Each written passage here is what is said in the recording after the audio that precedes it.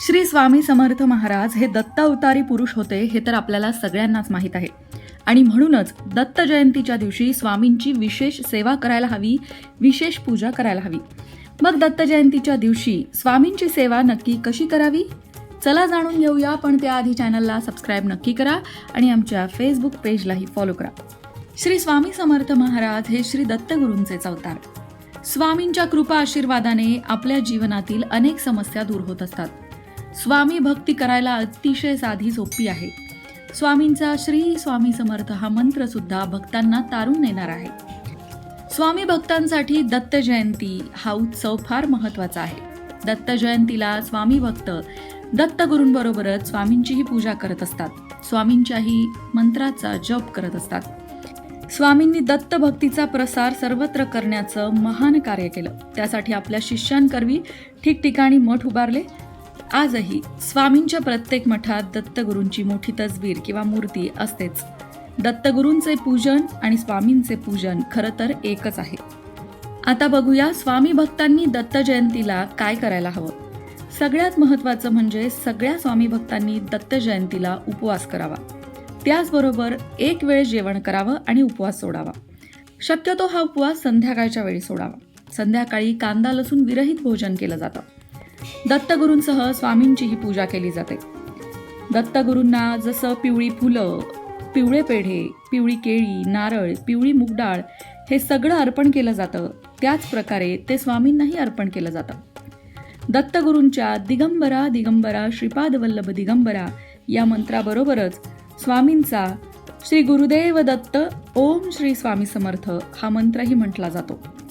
दत्त जयंतीला प्रत्येक भाविक भक्ताने पहाटे लवकर उठून स्नान वगैरे उरकून घेतल्यानंतर आपल्या देवघरामध्ये स्वामींची जी मूर्ती असेल किंवा प्रतिमा असेल तिची पूजा करायला बसावं. दत्तगुरूंची मूर्ती आणि प्रतिमा असेल तर दत्तगुरूंची मूर्ती त्यासोबत स्वामींची मूर्ती ठेवावी आणि पूजेला सुरुवात करावी. पंचोपचारे दत्तगुरूंची आणि स्वामींची पूजा करावी. त्यानंतर ही पूजा झाल्यानंतर दत्तगुरूंची स्तोत्र जशी तुम्ही दत्त जयंतीला म्हणता तशी स्वामींची स्तोत्र सुद्धा म्हणावी. दत्तगुरूंचं एक स्तोत्र, स्वामींचं एक स्तोत्र म्हटलं तरी चालेल.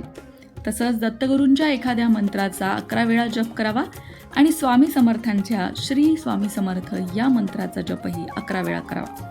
दत्तगुरूंची आणि स्वामींची मनोभावे पूजा दत्त जयंतीला करावी. त्याचबरोबर नैवेद्य दाखवावा. शक्य असेल तर संपूर्ण स्वयंपाक करून नैवेद्य दाखवावा. दत्तगुरूंना घेवड्याची भाजी विशेष प्रिय आहे, म्हणून त्यांच्या नैवेद्यामध्ये घेवड्याच्या भाजीचा समावेश हवाच. संपूर्ण स्वयंपाक करून नैवेद्य दाखवणं शक्य नसेल तर तुमच्याकडे जे गोडधोड असेल त्या गोडाचा नैवेद्यही तुम्ही दाखवू शकता. पण तुमची इच्छा असेल की तुम्हाला संपूर्ण स्वयंपाक करून दत्त जयंतीला दत्तगुरूंना आणि स्वामींना नैवेद्य दाखवायचा आहे तर त्यासाठी तुम्ही गोड पदार्थांमध्ये बेसनाचे लाडू, पुरणाची पोळी या प्रकारे जो गोड पदार्थ तुम्हाला शक्य आहे तो गोड पदार्थ निवडू शकता. त्याचबरोबर स्वामींच्या नैवेद्यामध्ये साधा भात किंवा मसाले भात किंवा मुगाची खिचडी यापैकी एक पदार्थ असावा. आमटीमध्ये तूर डाळीची आमटी, तुरीचं वरण, मुगाची डाळ यापैकी एक वरण प्रकार असावा. नैवेद्याच्या पानामध्ये गव्हाची पोळी, पुरी किंवा ज्वारीची भाकरी किंवा बाजरी हा एक पदार्थ असावा. कडधान्यांमध्ये मोड आलेली मटकी, मूग, वाल, चवळी, चणे यापैकी एक उसळ नैवेद्यामध्ये असावी. पालेभाज्यांमध्ये पालक, मेथी, लाल माठ, चवळी यापैकी कोणतीही पालेभाजी वाढावी. आंबाडीची भाजी ही चालेल. दही किंवा दह्याचं ताक, ताकाची कढी यापैकी काहीतरी नक्की असावं. कोशिंबिरीमध्ये गाजर, काकडी, टोमॅटो किंवा बीट यापैकी कोशिंबीर असावी. अशा प्रकारे संपूर्ण नैवेद्य तयार झाल्यानंतर तो नैवेद्य स्वामींना आणि दत्तगुरूंना दाखवावा. नैवेद्य दाखवून झाल्यानंतर प्रसाद वाटप करावं आणि त्यानंतर दत्त जयंतीच्या दिवशी स्वामींची आणि दत्तगुरूंची स्तोत्र म्हणावी. दत्तगुरूंची स्तोत्र कुठली म्हणू शकता तर त्यामध्ये दत्तबावन्नी हे अतिशय प्रभावी असे स्तोत्र आहे. या व्यतिरिक्त सुद्धा दत्तगुरूंची अनेक स्तोत्र आहेत. तुमच्या नियमित पठणामध्ये जे स्तोत्र असेल ते तुम्ही निवडू शकता. शक्य असेल तर दत्त उपासकांनी एकत्र नामस्मरण आणि एकत्र उपासना दत्त जयंतीला करावी. कारण सगळ्यांनी मिळून केलेली उपासना ही कितीतरी पट लाभदायी ठरते आणि ती संपूर्ण समाजासाठी लाभदायी ठरते. गृहस्थाश्रमी लोकांनी भक्तिभाव टिकवून ठेवण्यासाठी एकत्र येऊन या प्रकारे साधना उपासना करावी. एकमेकांना उपासनेसाठी प्रेरित करावं आणि त्यासाठी दत्त जयंती हा अत्यंत उत्तम दिवस आहे. दत्त जयंतीच्या दिवशी अनेक ठिकाणी होम हवन केलं जातं. म्हणूनच तुम्ही स्वामींच्या मठात किंवा दत्त मंदिरात जाऊन दत्तगुरूंचं दर्शन अवश्य घ्यावं. स्वामींच्या मठात दर्शनाला अवश्य जावं. दत्त जयंतीच्या दिवशी अनेक साधक हे स्वामी चरित्र सारामृताचं पठणही करतात. श्रद्धा ही चांगल्या कर्माचं मूळ आहे. शंकेखोर मन हे पाप आहे. म्हणून आपल्या सद्गुरूंशी निष्ठा ठेवावी. हिंसा अत्याचारापासून दूर राहावं. दुसऱ्याचं मन विनाकारण दुखवणार नाही याची काळजी घ्यावी. सगळ्यात महत्त्वाचं, आपल्या मनावर विवेकाचा लगाम घालावा. स्वैर वर्तनावर पायबंद घालावा आणि आत्मसंयम ठेवावा. स्वामींच्या उपासनेत दांभिकता, अंधश्रद्धा, अवडंबर यांना कोणतेही स्थान नसावे. स्वामींची सेवा कधीतरी न करता नित्य करावी. स्वामींच्या सेवेकऱ्यांनी, उपासकांनी स्त्रीचा उचित आदर करून तिला सन्मानाने वागवावे. स्वामींची उपासना करताना मन निर्मळ ठेवावे.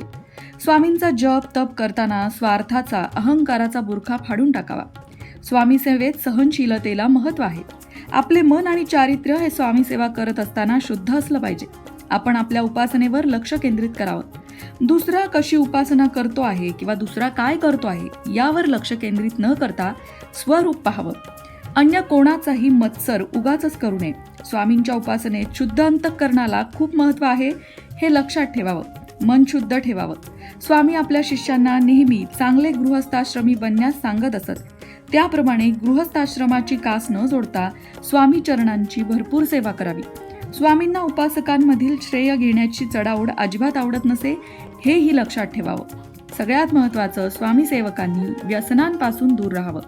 दत्त जयंतीच्या दिवशी शिधा अवश्य दान करावा. शिधा दान करणे म्हणजे काय? कोणत्याही प्रकारची पाव किलो धान्य गरीब व्यक्तीस दान करावे. याला शिधा देणे असं म्हणतात. स्वामींच्या उपासनेतही शिधा दानाला महत्त्व आहे. स्वामींच्या उपासनेमध्ये आणि दत्तगुरूंच्या उपासनेमध्ये नामस्मरण, नित्य उपासना, दानधर्म या गोष्टींना महत्त्व आहे. या गोष्टींनीच उपासना होते.